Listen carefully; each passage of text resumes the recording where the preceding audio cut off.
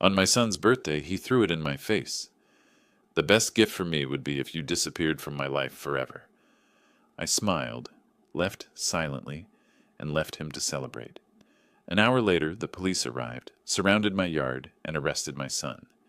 You won't believe what happened next. Before we continue, please subscribe to the channel and let us know where you are listening in the comments. The chocolate birthday cake balanced precariously in my left hand as I fumbled for the back door handle. 28 candles waited in the kitchen drawer, but first I wanted to surprise Brandon with this homemade masterpiece. The wrapped gift tucked under my right arm contained the vintage watch he'd admired months ago, a family heirloom from his grandfather. Laughter drifted through the glass door, my son's voice mixed with others in animated conversation. The April evening air carried the scent of barbecued burgers and beer. Perfect weather for his 28th birthday celebration. I paused at the door, listening to make sure I wouldn't interrupt anything important. Through the glass, I could see Brandon standing near the grill with Mike and Jason, his usual crew. Samantha sat at the patio table, scrolling through her phone while other guests mingled around the yard.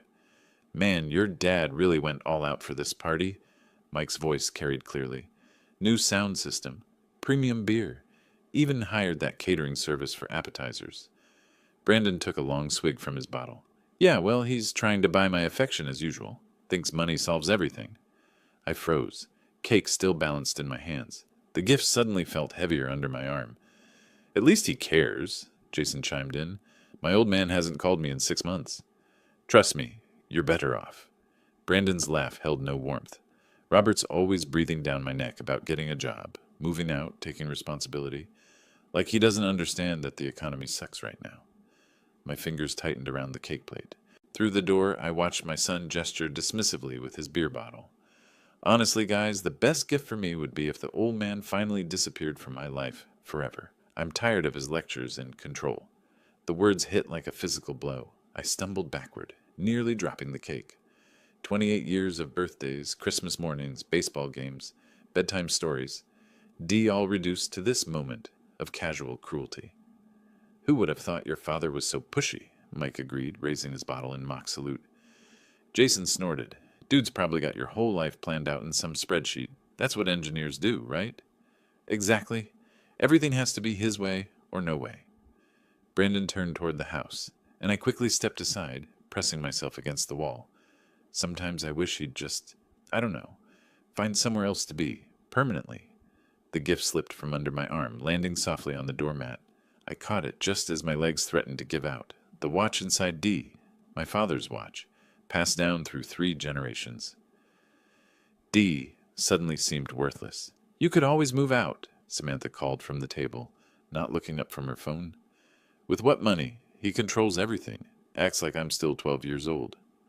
Brandon drained his beer and tossed the empty bottle into a nearby trash can. But hey, at least the free rent's decent. More laughter erupted from the group. I stood frozen, a 62-year-old man holding a birthday cake for someone who wished I'd disappear forever. The candles in the kitchen seemed pointless now. What was I celebrating? My hands began to shake. The cake wobbled dangerously as memories flooded back Brandon's graduation party, where he'd introduced me as the guy who pays for everything. The family dinner where he'd rolled his eyes at every story I told. The Christmas morning when he'd barely looked up from his phone while opening gifts. 28 years? Had I been this blind the entire time? I leaned against the doorframe, struggling to process what I'd just heard. Inside the house, my kitchen waited with birthday decorations I'd hung this morning. The dining room table held wrapped presents I'd spent weeks selecting. Everything I'd done, everything I'd planned, reduced to unwanted control and pushy interference. The party continued without any knowledge of my presence. Brandon had moved closer to the grill, flipping burgers while Mike told some story that had everyone laughing. They looked so comfortable, so natural in their mockery of the man who provided the house, the food, the very ground they stood on. I backed away from the door, cake still trembling in my grip. The wrapped watch felt like dead weight in my other hand. Through the glass, I could see my son living his truth. Enjoying a party funded by someone he wished would disappear. My chest tightened, with something beyond hurt, something colder, more calculating. I thought about the mortgage I'd been paying for 5 years since buying this house, the utilities, The insurance, the property taxes, the food in the refrigerator, the car in the driveway that Brandon drove without permission. Everything he took for granted while wishing I'd vanished from his life. I turned toward the kitchen, my mind beginning to work differently. If Brandon wanted me gone so badly, perhaps it was time to grant his birthday wish, but not in the way he expected. The cake could wait, the candles could wait. First, I needed to make some phone calls. 10 minutes had passed since I'd retreated to the kitchen. The birthday cake sat abandoned on the counter, frosting slightly melted from my trembling hands. I'd paced between the refrigerator and the window, watching my son continue his celebration while processing the devastation of his words. Now I walked back through the sliding door with measured steps. No cake, no gift, no pretense of celebration, just a father demanding answers from his ungrateful son. Brandon stood exactly where I'd left him, beer bottle raised in animated conversation with Mike and Jason. The barbecue smoke drifted lazily between us as I approached their circle. Several guests glanced my way, probably expecting another fatherly interruption about turning down the music or cleaning up their mess. "Brandon!" My voice cut through their laughter. "Can we talk privately?" He turned with the casual indifference of someone who'd never faced real consequences, the same expression he'd worn when I'd found him using my credit card for online purchases, or when neighbors complained about parties while I was working late shifts. "Dad, whatever you heard, it's true." He shrugged, not even bothering to lower his voice. "You're interfering with my life, and everyone here knows it." The directness stunned me. No shame, no attempt at explanation, just brutal honesty delivered with the confidence of someone who'd never been held accountable. "How can you say that after everything I've done for you?" "Nobody asked you to. That was your choice to support me." Brandon took another swig of beer, his friends nodding approvingly. "You act like I owe you something for decisions you made." Mike stepped closer to Brandon's shoulder. "Dude's got a point, Mr. Davis. Parents choose to have kids." The casual cruelty of it hit harder than Brandon's words. Here was my son's support system, enabling his disrespect with philosophical justifications. I glanced around the backyard. My backyard, paid for with my income, maintained with my labor. And saw guests beginning to notice our conversation. 28 years. My voice remained steady despite the rage building in my chest. 28 years of providing everything you needed. And I never asked for any of it. Brandon's voice rose, emboldened by the audience.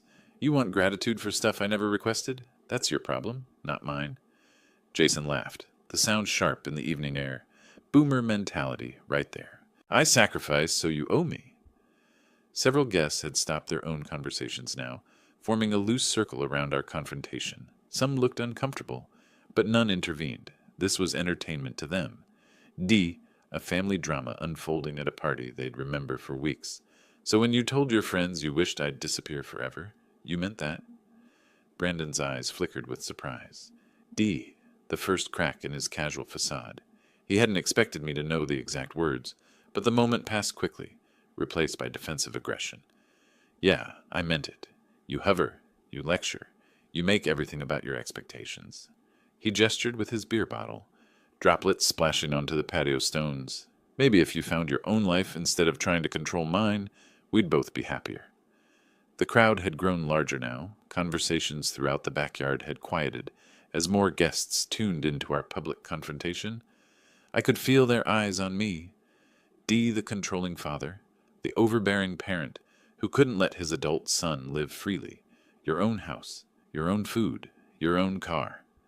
Each word came out measured, deliberate, all provided by someone you wish would disappear. "That's right." Brandon's smile held no warmth. "And when you do finally move on, I'll miss the free rent for about 5 minutes.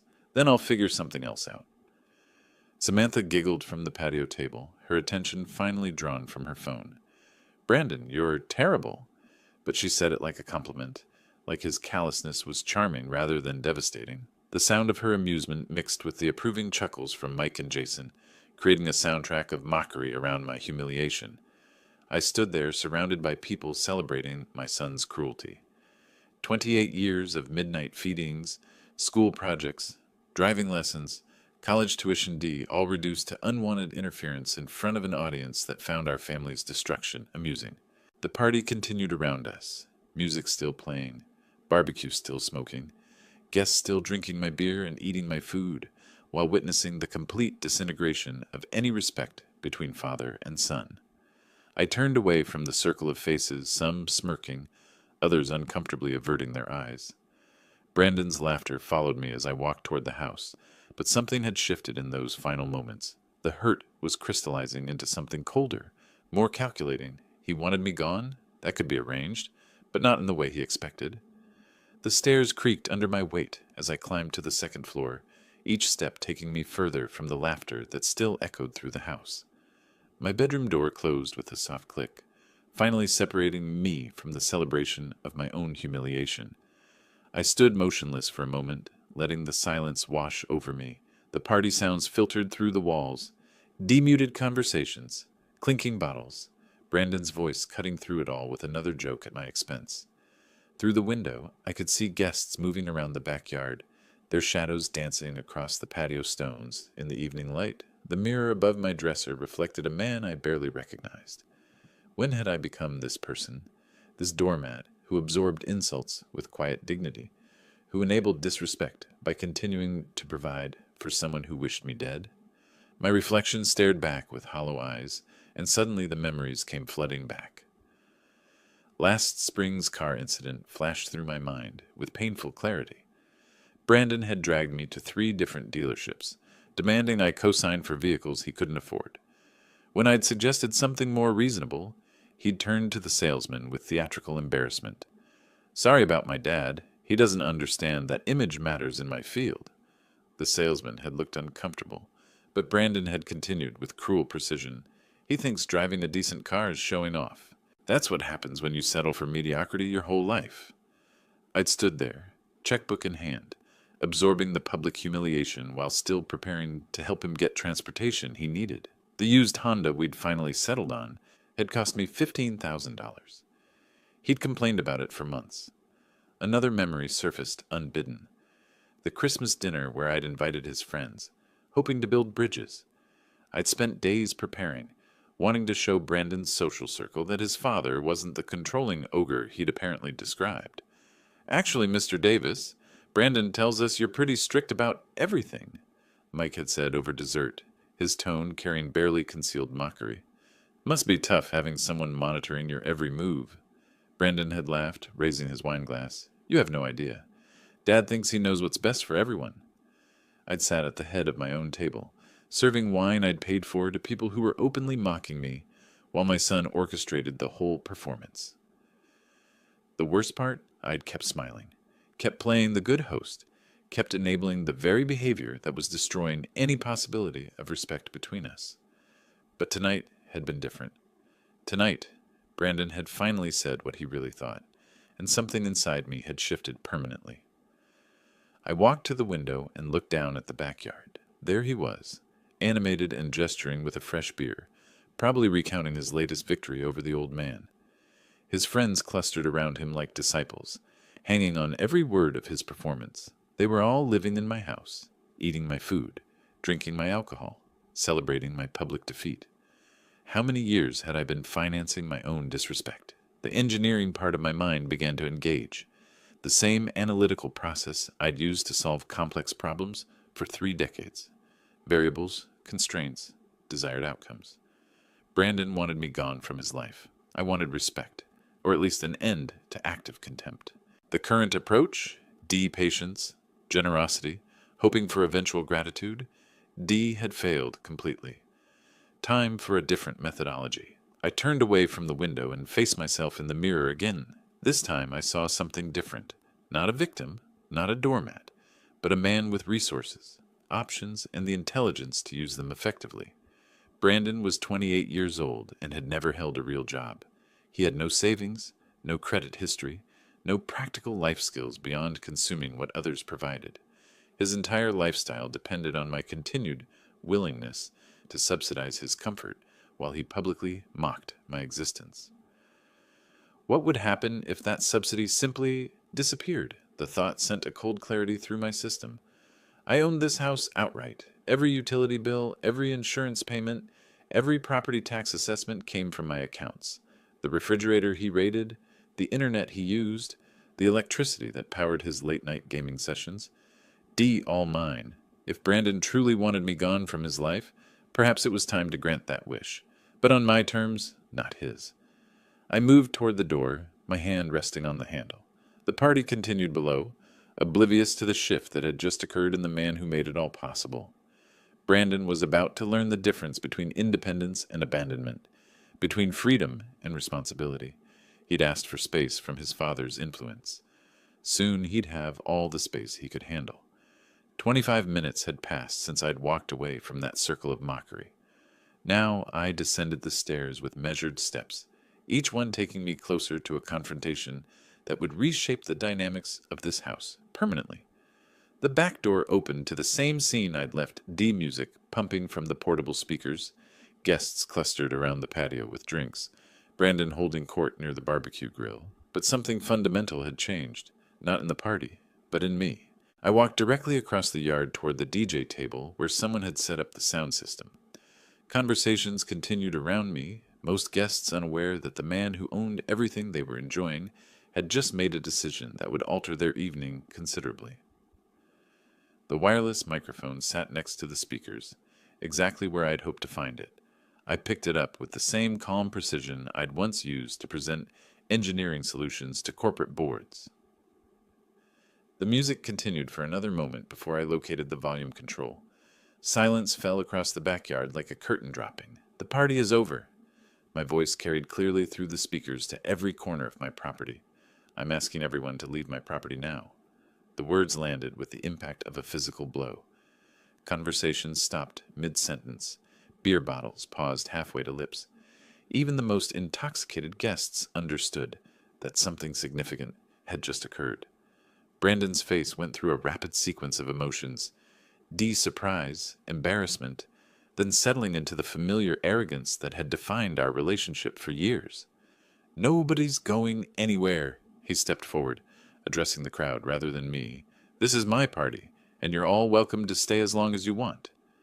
Mike immediately moved to Brandon's side, his support as predictable as sunrise. "Robert, don't ruin the kid's celebration. It's his birthday." "This is my property," I replied into the microphone, my voice steady and factual. "I have the legal right to decide who stays and who leaves." Jason laughed, the same dismissive sound I'd heard earlier.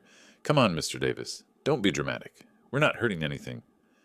Several guests shifted uncomfortably, sensing the family conflict escalating beyond normal boundaries. But Brandon's inner circle rallied around him with the loyalty of people who had never faced real consequences for their actions. "Dad, put the microphone down and stop embarrassing yourself." Brandon's voice carried the condescending tone he'd perfected over years of taking my support for granted. "These are my friends, this is my party, and you're acting like a crazy person." The microphone amplified my response to every guest scattered across the yard. "I own this house. I pay the mortgage, the utilities, the insurance, and the property taxes. This is not your property, Brandon. It's mine." "So what? You've been supporting me for years. That's what parents do." He gestured dismissively, playing to his audience. "You can't just kick people out because you're having some kind of breakdown." Samantha giggled from her position at the patio table, apparently finding our family's legal dispute entertaining. Several other guests murmured among themselves, but none moved toward the exit. "Actually, I can." The microphone ensured my words reached everyone clearly. Any property owner has the right to ask people to leave. If they refuse, it becomes trespassing.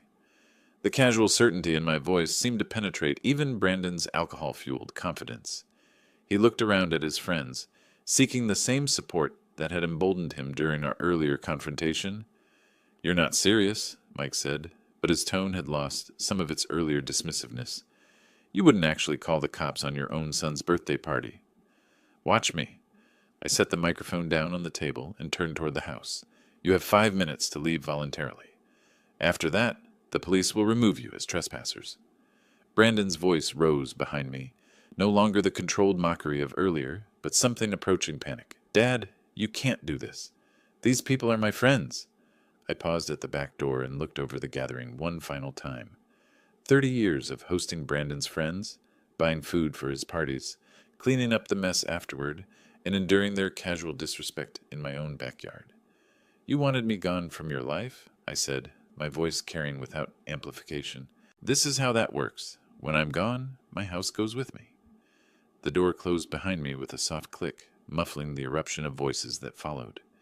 Through the kitchen window, I could see guests looking toward the house uncertainly, some already moving toward the side gate. I walked to the wall phone and dialed 911. 25 minutes after my phone call, red and blue lights swept across the backyard like a lighthouse beam cutting through darkness. The party's casual atmosphere evaporated as guests noticed the patrol car pulling into my driveway. Officer James Miller appeared first, through the side gate, his uniform and badge immediately commanding attention from every person on my property. His partner, Officer Linda Gark, AA, followed close behind, both carrying the unmistakable authority that comes with legal power. "Who called the police?" Officer Miller's voice carried the professional neutrality I'd expected from suburban law enforcement. I did. I stepped forward from my position near the back door. "This is my property, and I asked these people to stop the party and leave. They refused." Miller nodded, pulling out a small notepad while surveying the crowd of guests, who had suddenly become very interested in their drinks and conversations. The music had stopped completely, leaving only the sound of nervous laughter and whispered discussions. "Can you verify ownership of this property, sir?" I handed him my driver's license and property tax statement, documents I'd retrieved while waiting for their arrival. 28 years of home ownership had taught me the importance of proper documentation. "Officer Gark," a step toward the center of the patio, her voice cutting through the evening air with official clarity. "Everyone present must leave this private property immediately. The property owner has requested your departure, and continued presence constitutes trespassing." The reaction was immediate and varied. Several guests near the garden area quickly began gathering their belongings, clearly uncomfortable with police involvement in what they'd assumed was a simple family dispute. Others looked toward Brandon, seeking guidance from someone who had no legal authority to give it. "This isn't fair." Samantha's voice rose above the general murmur of confusion. "We had permission. Brandon invited us." "Ma'am, adult children living in their parents' homes do not have the legal right to authorize guests against the property owner's wishes," Garch replied, with the patience of someone who'd handled similar situations countless times. Brandon stepped forward, his earlier confidence shaken but not entirely broken. "Officers, this is ridiculous. It's my birthday party, and my father is just being vindictive." Miller turned his attention to my son with professional detachment. "Sir, family disputes don't change property law. If your father owns this property and wants guests to leave, they need to comply." I watched from my position near the house as the crowd began to thin. About half the guests had already started moving toward the side gate, clearly wanting no part of a police intervention. These were sensible people who understood that challenging law enforcement over a backyard party wasn't worth the potential consequences. But Brandon's core group remained defiant. Mike and Jason flanked him like bodyguards, their loyalty apparently stronger than their common sense. Samantha lingered nearby, still clutching her drink as if the party might somehow continue, despite uniformed officers standing in the middle of the patio. "How long do they have to leave?" I asked Officer Miller, maintaining the same calm tone I'd used throughout the evening. "We typically allow a reasonable amount of time for compliance," he replied, "but continued refusal after official notification becomes a more serious matter." The implications hung in the air like smoke from the abandoned barbecue grill. Brandon's face showed the first real signs of uncertainty as he processed what more serious matter might mean in practical terms. "Dad, you can't actually have us arrested for having a party," he said, but the confidence that had carried him through our earlier confrontations had noticeably diminished. "I'm not having anyone arrested," I replied truthfully. "I'm simply exercising my legal rights as a property owner. What happens next depends entirely on whether people choose to respect those rights." Garch checked her watch and scanned the remaining guests. Those who wish to leave voluntarily should do so now. Anyone still present in 5 minutes will be considered in violation of trespassing laws. The announcement triggered another wave of departures. Even some of Brandon's supporters began edging toward the gate, their loyalty tested by the prospect of actual legal consequences. The party that had started with 20 guests was rapidly shrinking to a stubborn core of perhaps 6 or 7 people. Brandon looked around at his dwindling support network, finally beginning to grasp the reality of his situation. But instead of backing down, he crossed his arms and planted his feet more firmly on my patio stones. "I live here," he announced to the officers. "This is my home, too." Officer Miller's patience had reached its professional limit. He stepped closer to Brandon, his hand moving toward the handcuffs on his belt with practiced efficiency. "Young man, you are breaking the law. This is your final opportunity to leave voluntarily." Brandon's response came with the same arrogance that had defined our relationship for years, but now it carried the weight of genuine legal consequences. "I'm not going anywhere. This is ridiculous. You can't arrest someone for being at their own house." "Actually, we can."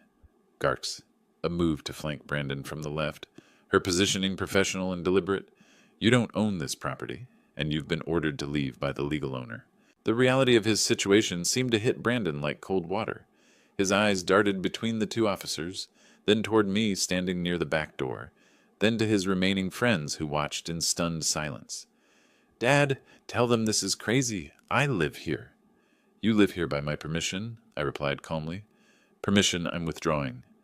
Miller stepped forward with the handcuffs visible. "Turn around and place your hands behind your back." "Are you serious right now?" Brandon's voice cracked slightly, the first sign that his bravado was finally giving way to genuine fear. "You're actually going to arrest me?" "Turn around now." The moment stretched like a taut wire.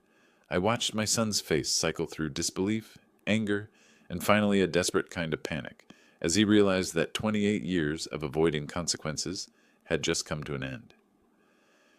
Brandon slowly turned around, his movements stiff with resentment. The click of handcuffs closing around his wrists echoed across the empty patio with the finality of a closing door. "Brandon Davis, you're under arrest for criminal trespassing and failure to comply with a lawful order," Miller stated with the professional neutrality of someone who'd done this hundreds of times. Samantha gasped from her position near the abandoned BBQ grill. "This can't be happening. Robert, you can't let them arrest your own son." I met her gaze with the same calm I'd maintained throughout the evening. "I'm not letting them do anything. I called them specifically because Brandon refused to respect my property rights." As the officers began walking Brandon toward the side gate, he twisted around to face me, his expression transformed into something I'd never seen before. Genuine hatred mixed with disbelief. "Dad, I will never forgive you for this. You think you've won something, but you just made the biggest mistake of your life." The venom in his voice would have devastated me just hours earlier. Now it simply confirmed that my decision to take drastic action had been correct. A son who could speak to his father with such hatred while being arrested for trespassing on his father's property had lost any claim to family loyalty. "We'll see," I replied. Miller opened the rear door of the patrol car, his hand guiding Brandon's head as he climbed into the back seat. Through the window, I could see my son's face contorted with rage, his mouth moving in what I assumed were additional threats I was grateful not to hear. Mike stepped forward, his earlier confidence completely evaporated. "Officer, how long will he be held? When can we bail him out?" "That depends on the charges and the judge's decision," Garza replied. "Criminal trespassing can carry a sentence of up to 2 weeks in county jail, plus fines." 2 weeks. The number settled into my mind with perfect satisfaction. 2 weeks would give me adequate time to make the changes I'd been contemplating during my transformation upstairs. The patrol car's engine started, and red and blue lights began rotating again as the vehicle backed out of my driveway. I watched from my position on the back porch as my son was driven away, officially in police custody, finally facing real consequences for his choices. Samantha stood crying near the abandoned party decorations, while Mike and Jason gathered empty bottles with the confused efficiency of people who didn't know what else to do. The party was over in every sense, and my backyard belonged to me again. Within minutes, even Brandon's closest supporters had gathered their belongings and left through the side gate. The music equipment sat silent, the BBQ grill cooling in the evening air, paper plates and plastic cups scattered across surfaces I'd be cleaning tomorrow. But tonight, I stood alone in my reclaimed space, listening to the silence that had replaced years of disrespectful noise. The real work was just beginning. The first morning without Brandon's presence felt like stepping into a different house entirely. Coffee brewed in absolute silence while I sat at the kitchen table, no longer listening for the sounds of complaints or demands echoing from upstairs. A quick phone call to the county clerk's office confirmed what Officer Gark A. had mentioned. Brandon would serve 14 days for criminal trespassing and disorderly conduct. His release date was scheduled for April 29th at 9 a.m., 14 days. Exactly 2 weeks to implement the plan that had crystallized during those final moments of his arrest. Over the following days, I began working with the same methodical precision that had defined my engineering career. The first step involved gathering information about Brandon's actual situation versus the fantasy he'd been living. I pulled out financial records spanning the past 5 years, rent equivalent in our neighborhood, $2,800 monthly. Utilities averaged $350, food costs I'd covered, roughly $400 monthly. Insurance, maintenance, property taxes, and incidental expenses brought his true cost of living to approximately $4,200 per month, $50,000 annually. That's what supporting Brandon's unemployment had cost me, not counting the additional expenses for his parties, gas money, and various emergencies that required immediate financial intervention. During my research phase, I also investigated current real estate market conditions. Similar houses in our neighborhood were selling for between $820,000 and $880,000, depending on condition and exact location. Mine, meticulously maintained and recently updated, would likely command the higher end of that range. The memory that kept surfacing during those quiet planning sessions was last November's job fair incident. I'd driven Brandon to 3 different employment opportunities, waited patiently while he submitted applications, even coached him on interview techniques the night before. He'd returned from each interview with elaborate explanations about why the positions weren't suitable. The manager seemed like a micromanager. The pay was insulting for someone with my potential. The commute would eat up half my salary in gas costs. Within a week, I'd discovered through a friend that Brandon had intentionally sabotaged each interview, arriving late, dressed inappropriately, and giving flippant answers designed to ensure rejection. When confronted, his response had been brutally honest. "Why would I take some minimum wage job when you provide everything I need here?" That conversation should have been the wake-up call. Instead, I'd absorbed his logic and continued enabling the very behavior that was destroying any possibility of mutual respect. By the end of the first week of his incarceration, my decision had crystallized completely. Brandon wanted me to disappear from his life. He'd stated this wish publicly, repeatedly, and with sufficient cruelty to demonstrate genuine intent. Very well, I would disappear, but not as the defeated father he expected to manipulate indefinitely. The house would be sold while he sat in county jail, blissfully unaware that his free ride was ending permanently. The proceeds would fund a comfortable retirement somewhere far from California, somewhere Brandon would never think to look for a father he'd wished would vanish. I spent the second week researching retirement communities in different states, places where $850,000 could buy a modest home and provide years of peaceful independence. Arizona, Colorado, North Carolina, D states with reasonable costs of living and no connections to my current life. Brandon's threats during his arrest had made one thing perfectly clear. He viewed me as an obstacle to be overcome, not a father to be respected. His promise that I would regret enforcing boundaries was exactly the kind of manipulative language I'd been tolerating for years. But this time, there would be no backing down, no compromise, no gradual erosion of my resolve through emotional manipulation. The engineering approach to this problem was elegantly simple. Remove the variable causing system dysfunction. In this case, that variable was my continued financial support for someone who openly despised the person providing it. As Brandon's release date approached, I finalized my research and confirmed my decision.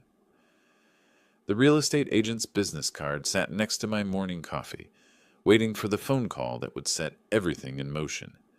28 years of patient guidance, financial support, and unconditional love had produced nothing but entitlement, disrespect, and threats of retaliation when boundaries were finally enforced. Time to show Brandon what disappearing actually looked like. I reached for the phone to call Michelle Johnson, the real estate agent whose online reviews suggested she specialized in quick, efficient sales.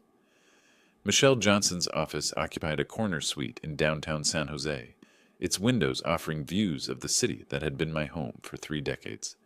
Professional certificates lined the walls alongside photos of sold properties, creating an atmosphere of competence and success. "Mr. Davis, thank you for calling," she said, gesturing toward the chair across from her polished desk. "You mentioned needing to sell quickly. What's driving the timeline?" I settled into the leather chair, my property documents organized in a manila folder that reflected the same methodical approach I'd brought to every engineering project: family circumstances, personal reasons that require immediate action. Her expression remained professionally neutral, a skill that had undoubtedly served her well in countless client interactions. "I understand. Let me review your property details and we can discuss realistic expectations." The property evaluation took approximately 40 minutes of market analysis, neighborhood comparison studies, and detailed discussions about pricing strategy. Michelle's expertise was evident in her systematic approach to determining optimal market positioning. "Based on current market conditions and the property details you've provided, I'd recommend listing at $850,000. At that price point, with proper staging and marketing, we should attract serious buyers within a week." "Perfect. The timeline aligned exactly with my private deadline." "Excellent. I'll agree to that price." I leaned forward slightly, maintaining the business-focused demeanor that had characterized our entire interaction. "I'm prepared to offer you a significant bonus if the sale closes within 7 days. Her eyes brightened with the kind of professional enthusiasm that substantial financial incentives typically generate. "How significant are we talking?" $5,000 above your standard commission if we have a signed contract by next Tuesday." "Mr. Davis, you have my complete attention and commitment. Let's visit the property this afternoon so I can conduct a proper evaluation." The drive to my house took 20 minutes through familiar neighborhoods that would soon become memories rather than daily scenery. Michelle followed in her own vehicle, her professional camera equipment visible through the rear window. Walking through my home with someone evaluating its market value created an unexpectedly emotional experience.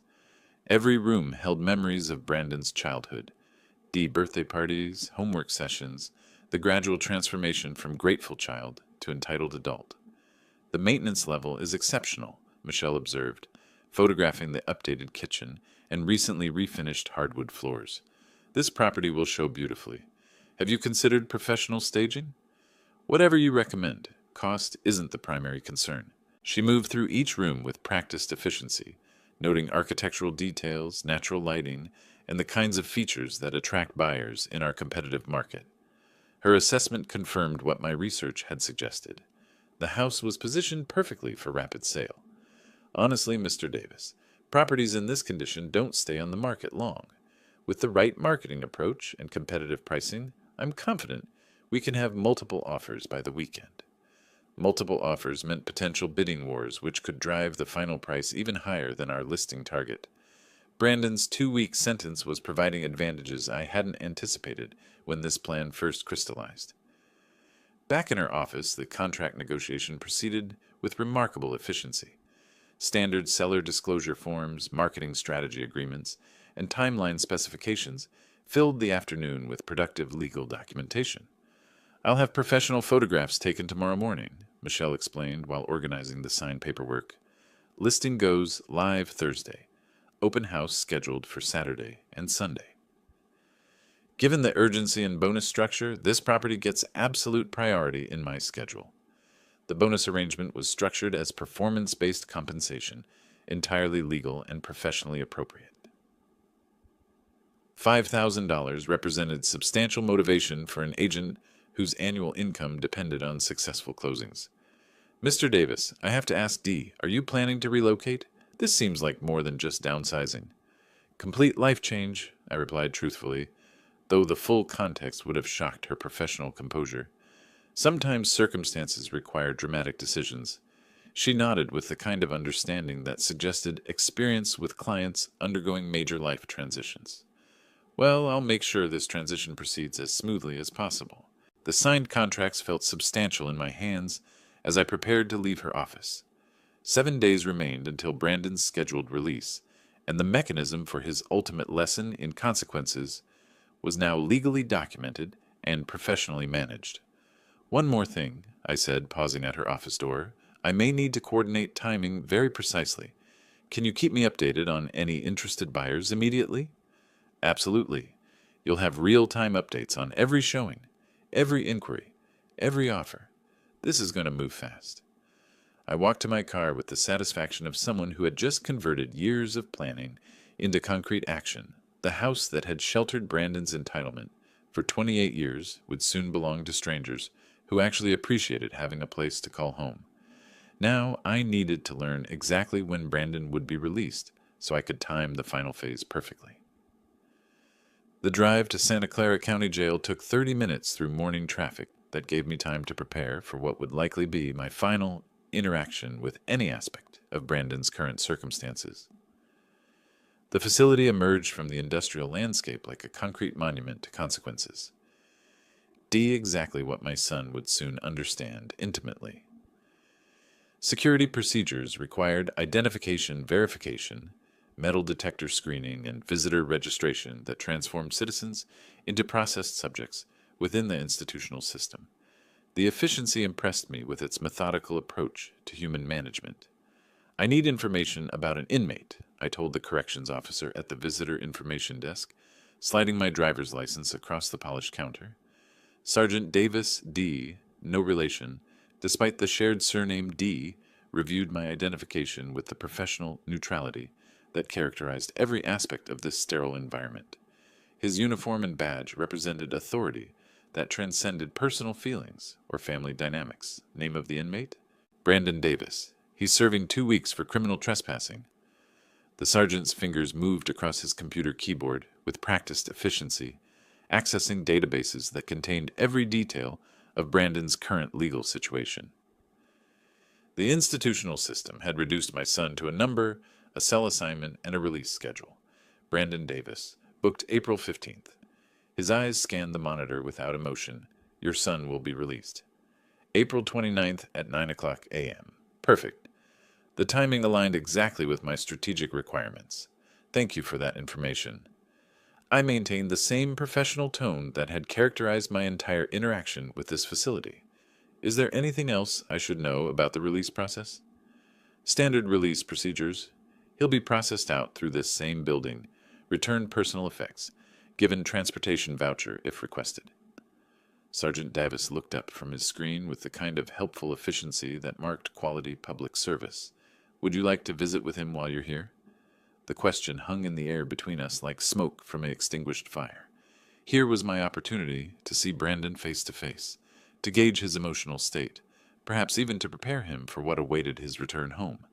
No, that won't be necessary. 4 words that severed whatever remained of traditional parental obligation. Sergeant Davis showed no reaction to my refusal. Family dynamics weren't part of his professional concern, only procedural compliance and information distribution. Visiting hours are daily from 2 to 4 p.m. if you change your mind, he offered with the same neutral helpfulness he'd shown throughout our interaction. I appreciate the information, but I have everything I need. The conversation concluded with the institutional efficiency that had marked its beginning. No personal questions, no judgment about family relationships, no curiosity about my reasons for gathering release information without visiting my incarcerated son. Walking back through the security checkpoints felt like emerging from a controlled environment designed to strip away individual identity and personal choice. Brandon had spent 10 days in this system that reduced humans to numbers and schedules, learning what accountability actually meant in practical terms. The drive home provided time to calculate final timeline coordination. April 29th, 9 a.m. Brandon would be processed out of county jail, expecting to return to the house that had sheltered his entitlement for 28 years. Instead, he would discover that his father had finally taken his advice about disappearing from his life. Michelle's real estate expertise suggested the property would likely sell by the weekend, giving me several days to coordinate closing procedures with Brandon's release timing. The house that had enabled his disrespect would belong to strangers who appreciated having a place to call home. The engineering precision of this revenge plan satisfied every aspect of my methodical nature. Variables controlled, timelines synchronized, resources allocated efficiently, and desired outcome guaranteed through legal channels that Brandon himself had initiated. Back in my driveway, I sat in the car for a moment, contemplating the house that would soon cease to be my responsibility. Every mortgage payment, every utility bill, every maintenance expense had subsidized someone who wished I would disappear from his life forever. Tomorrow, I would coordinate with Michelle about showing schedules and potential buyer interest. The institutional visit had confirmed that Brandon remained exactly where consequences had placed him, unaware that his father was implementing the ultimate lesson in gratitude and respect. By the time he walked out of county jail next Tuesday morning, the home he'd taken for granted would be in escrow to buyers who actually wanted to live there. My phone rang as I reached the front door. Michelle's name appeared on the caller ID, probably with updates about buyer interest and showing appointments. "Michelle speaking," came the cheerful voice through my phone as I stepped through my front door for what would likely be the last time as its owner. "Robert Davis, you called." "Wonderful news. The Garcia family has accepted our asking price. Full cash offer, no contingencies, closing tomorrow morning at 9:30. Perfect timing. Brandon would be released at 9, giving him just enough time to return home before discovering that home no longer existed in any meaningful sense. Excellent work, Michelle. That bonus is well earned." The next 24 hours compressed into a whirlwind of final arrangements that would have impressed any project manager. Moving trucks, document signing, key transfers, and the careful coordination of a revenge plan, 2 weeks in the making. Carlos and Maria Garcia arrived with their 2 children in a moving truck filled with the hopeful energy that comes with starting fresh in a new home. Their excitement reminded me of my own feelings when I'd first bought this house 30 years ago, back when Brandon was still grateful for bedtime stories and birthday parties. "Mr. Davis, thank you so much for accepting our offer quickly," Maria said as their kids ran through what had been Brandon's childhood home. "We know you were in a hurry to sell. Life circumstances change rapidly sometimes." I handed Carlos the garage door opener and house keys, feeling the symbolic weight of transferring ownership to people who would actually appreciate living here. "I do have one small favor to ask." "Of course, anything." "My son is traveling and may stop by tomorrow, not knowing about the sale. Could you give him this note?" I handed Maria a sealed envelope with Brandon's name written in my careful engineering script. She accepted it with the kind of helpful courtesy that characterized people who understood the complexity of family logistics during major life transitions. The note's contents had been carefully crafted over several drafts, brief, emotionally neutral, and devastatingly final. "Brandon, you said you wanted me to disappear from your life forever. I've decided to grant your wish. The house has been sold. I am traveling extensively and will be unreachable indefinitely. You now have the independence you've always demanded." Robert 40, words that summarize 28 years of financial support, emotional investment, and accumulated disrespect. No forwarding address, no explanation of timeline, no opportunity for negotiation or emotional manipulation. After the Garcia family settled into their new home, I walked next door to Frank Collins' house with a single suitcase and a request that would position me perfectly for tomorrow's revelation. Frank had been my neighbor for 15 years, a reliable man who helped with snow removal and accepted packages when I traveled for work. Our friendship operated on the comfortable level of mutual respect, without excessive personal intrusion. "Can I stay with you for a couple of days, Frank? I'm between living situations." "Of course, old friend. What happened with the house?" He stepped aside to let me enter his familiar living room, where I'd occasionally shared coffee and neighborhood gossip over the years. "I sold it. Time for major changes in my life." His expression showed genuine concern mixed with curiosity, but Frank had always possessed the wisdom to avoid prying into personal matters that weren't offered freely. "What about Brandon? Where will he stay when he gets back from wherever he's been?" "Brandon is an adult. He'll figure out his own arrangements." Something in my tone must have conveyed the finality of that statement, because Frank nodded without pursuing the subject further. His guest room was comfortable and, more importantly, positioned with a perfect view of my former home's front entrance. That evening, I sat by Frank's window watching the Garcia family unpack boxes and arrange furniture in rooms where Brandon had spent years taking my generosity for granted. Tomorrow morning, he would walk up that driveway expecting to resume his comfortable lifestyle of unemployment, subsidized by parental enabling. Instead, he would meet strangers who owned everything he'd assumed would always be available for his use. The engineering precision of this revenge plan satisfied every aspect of my methodical nature. Variables controlled, timelines synchronized, resources allocated efficiently, and desired outcome guaranteed through legal channels that Brandon himself had initiated.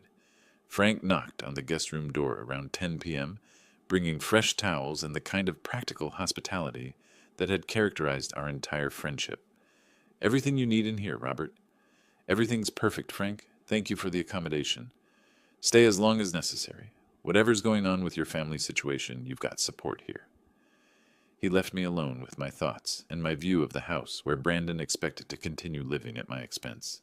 Tomorrow would bring the ultimate lesson in consequences, delivered with the same precision I'd once applied to solving complex engineering problems.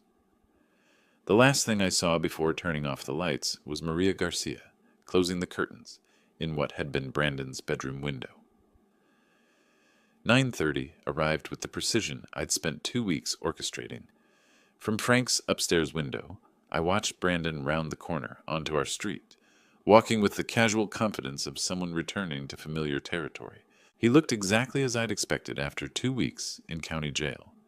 Dee slightly thinner, wearing the same clothes he'd been arrested in, carrying a small plastic bag containing whatever personal items they'd returned to him. His posture showed no trace of humility or reflection, just the eager anticipation of someone ready to resume his comfortable lifestyle. Brandon approached the front walkway without hesitation, pulling out keys that would no longer work in locks that were no longer his to open. The sight of him reaching confidently for a door that belonged to strangers struck me as the perfect metaphor for everything wrong with our relationship. The Garcia children were playing in the front yard, while Carlos unloaded boxes from their truck. The sound of unfamiliar voices speaking Spanish made Brandon pause, his expression shifting from confidence to confusion as he processed the scene before him. "Excuse me?" His voice carried the entitled tone I'd heard countless times when he wanted something from people he considered beneath his attention. "Who are you people? And what are you doing in my house?" Carlos straightened from the moving box he'd been lifting, his expression showing the polite confusion of someone encountering an unexpected situation. "Sorry, friend, but this is our house now. We bought it last week." "That's impossible." Brandon's voice rose with the kind of indignation he'd perfected over years of having his reality challenged by inconvenient facts. "I live here. This is my family's home." Maria appeared in the doorway, clearly drawn by the commotion in her front yard. She took in Brandon's agitated state with the practical assessment of a mother who dealt with countless neighborhood disputes and childhood conflicts. "Are you Brandon Davis?" she asked, with the careful politeness that characterized her entire approach to this awkward situation. "Yes." Finally, someone with sense. "Now please explain why strangers are in my house with all their belongings. The previous owner left something for you?" Maria disappeared briefly into the house, returning with a sealed envelope that contained 2 weeks of careful planning, condensed into 40 devastating words. Brandon accepted the envelope with the suspicious reluctance of someone who'd learned to expect bad news from official-looking documents. His fingers trembled slightly as he tore open the seal. D, the first physical sign that some part of him understood. This moment would change everything. I leaned forward against Frank's window, watching my son's face as he read the note that would complete his education in consequences and gratitude. Brandon D. You said you wanted me to disappear from your life forever. I've decided to grant your wish. The house has been sold. I am traveling extensively and will be unreachable indefinitely. You now have the independence you've always demanded. Robert! The progression across his features was exactly what I'd anticipated. confusion, disbelief, growing comprehension, and finally devastating realization. 28 years of financial dependence, emotional manipulation, and casual disrespect had led to this moment where Brandon finally understood the true cost of taking his father's love and support for granted. This can't be real. His voice had lost all trace of entitlement, replaced by something approaching panic. He can't just sell our house and disappear. That's not how families work. "Sir, I'm sorry for your situation," Carlos said with genuine sympathy, "but we have all the legal paperwork. The sale was completed yesterday morning." Brandon's legs seemed to give out slightly, forcing him to lean against the mailbox that no longer belonged to his family. The plastic bag from the jail fell from his grip, spilling his few possessions onto the sidewalk that had once led to his front door. "Where am I supposed to live? How am I supposed to eat?" The questions came out as desperate whispers, rather than the demands I'd grown accustomed to hearing. Maria and Carlos exchanged glances, clearly uncomfortable with witnessing this family crisis, but uncertain how to help someone whose father had deliberately orchestrated his homelessness. From my hidden position, I felt a complex mixture of satisfaction and unexpected sympathy. The justice was perfect. D. Brandon had received exactly what he'd claimed to want, but watching his complete emotional collapse stirred something uncomfortably close to paternal concern. He stood there on the sidewalk, reading and rereading the note, as if repetition might change its contents. The house behind him buzzed with the activity of a family who appreciated having a place to call home, while he faced the reality of having nowhere to go.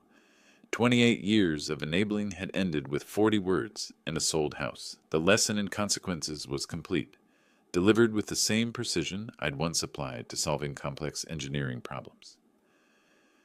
Brandon folded the note carefully and walked away without another word to the Garcia family. Hours passed before I could step away from Frank's window. Brandon had disappeared around the corner, but the image of his tears remained burned into my memory like an unexpected photograph. He'd cried.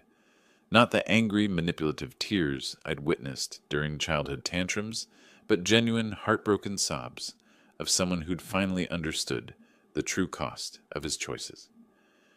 For 28 years, I'd wondered if any authentic emotion existed beneath his entitled exterior. The answer had arrived precisely when it no longer mattered. Frank found me in his kitchen that evening, staring at a cup of coffee that had grown cold, while I processed the complex aftermath of successful revenge. "Rough day watching the neighborhood drama?" he asked with the careful tone of someone who suspected more than he was willing to say directly. Something like that. The young man seemed pretty upset about losing his family home.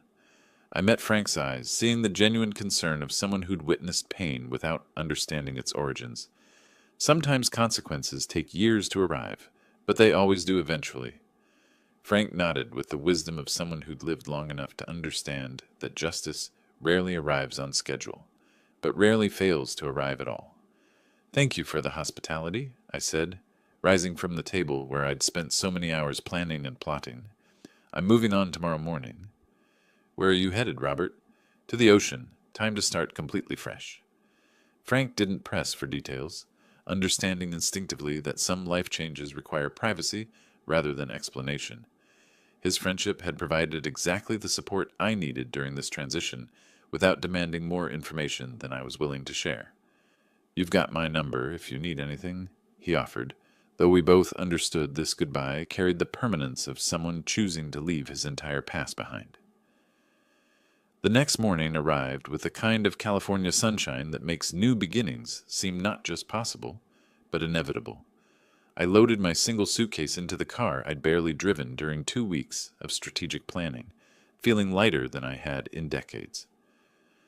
Frank appeared on his porch as I backed out of his driveway, raising a hand in farewell that carried 30 years of neighborly respect compressed into a single gesture.